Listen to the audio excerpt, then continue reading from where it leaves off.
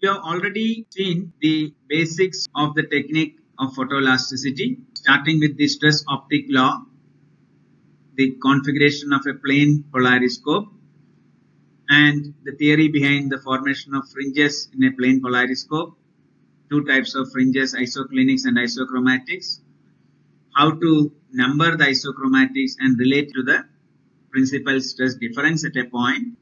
Now I will explain the formation of fringes in certain typical geometries subjected to certain type of load and viewed through a plane polariscope.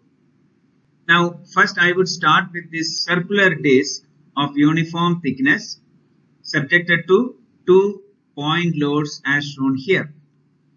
These point loads are applied along the diameter of the disc. There is an analytical solution for the stress field in this material, considering it as a plane problem. The stress field is given by these equations where h is the thickness of the disc and d is the diameter. How did I get this? Once you start solving boundary value problems in the course ME 321, one of the problems you will attempt is this disc subjected to diametrical compressive loading. It's very evident that the planes x is equal to 0 and y is equal to 0 are principal planes because of symmetry. So on these planes, particularly the x is equal to 0 plane, you have the principal stress sigma 1 equal to sigma xx and given by this expression here. And interestingly, you will see that the major principal stress sigma 1 or sigma xx for x is equal to 0 is constant. Sigma 2 is same as sigma yy and it varies like this. At the center of the disc, the principal stresses are as shown here. Why I am starting with this particular problem? This problem is very handy in photoelasticity to configure polariscopes and also for determining the fringe constant of a given material, because you have a theoretical solution for the stresses. So you can calculate sigma 1 minus sigma 2 at each and every point in the material, and once you get the fringes, you will be able to calibrate the optical fringe constant f sigma of the material very easily. Let us now look at the fringes that you will see if a diametrically loaded disc is viewed through a plane polariscope. The disc is shown here. The loaded diameter is vertical and we place it in the polariscope such that the loaded diameter coincides with either the polarizer axis or the analyzer axis. Now if you place the disc like this and illuminate it using white light, then you will see the fringes shown in this photograph here. The yellow arrow shown here indicate the orientation of the polarizer and analyzer axis. The load is also shown here. Now you see a dark fringe in the form of a plus sign or a cross. And you also see some dark fringes here.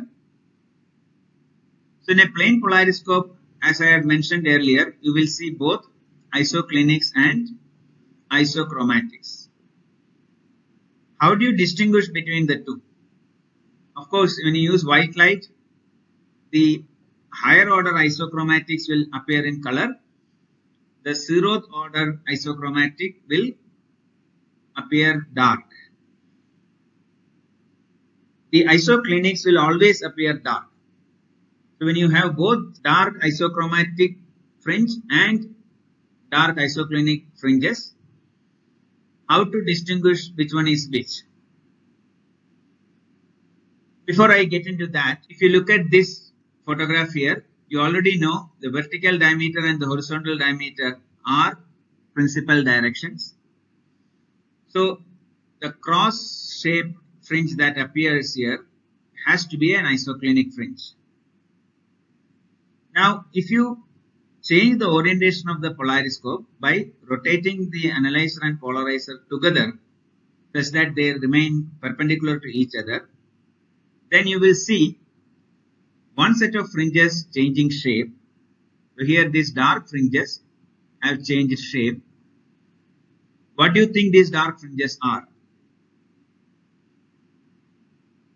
They are isoclinics because now you have changed the orientation of the polariscope, and the isoclinics indicate the angle of the principal directions with respect to the polarizer or analyzer axis. You can do this further. You will see the isoclinics changing shape, and by this way you can distinguish isoclinics and isochromatics because the isochromatics do not change in shape when you rotate the polariscope, as seen here. In all these photographs, the isochromatics have the same shape. In these photographs, you have a lot of isochromatic fringes.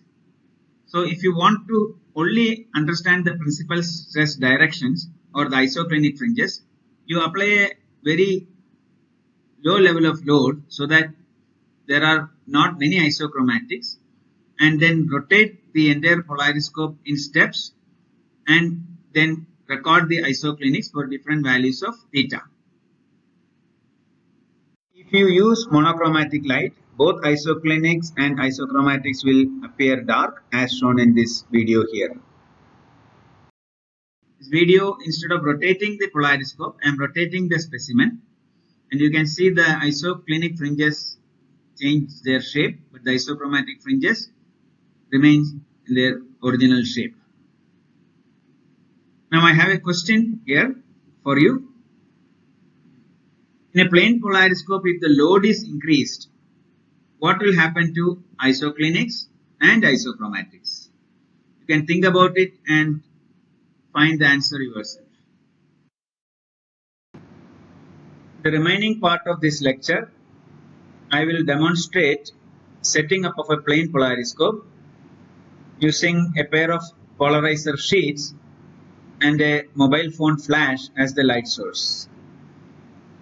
Please don't think this is how polariscopes are set up when you do stress analysis, because in real situations you should have very good quality optical elements, light source, and the alignment is very important.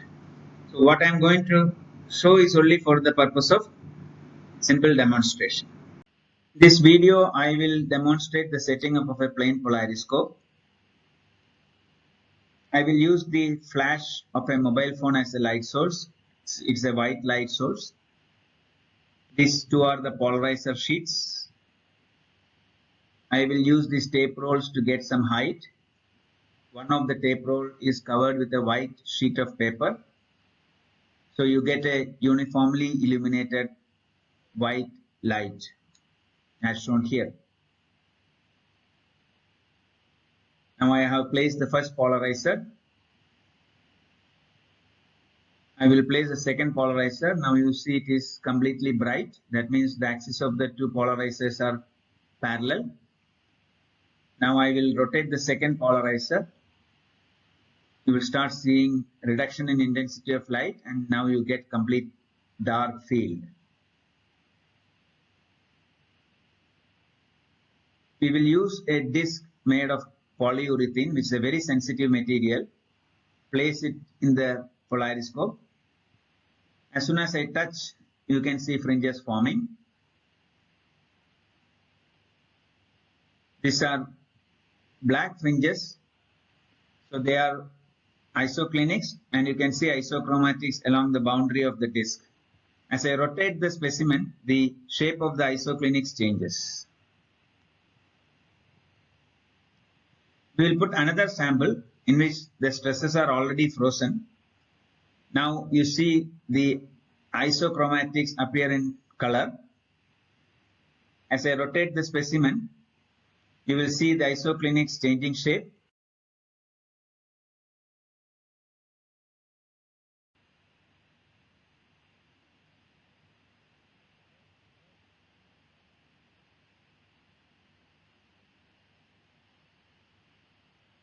To get monochromatic light, I will use this monochromatic filter.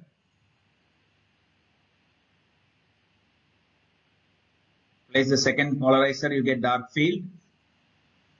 I'll put back the same stress frozen specimen. Now you see the fringes are dark, colored fringes are gone.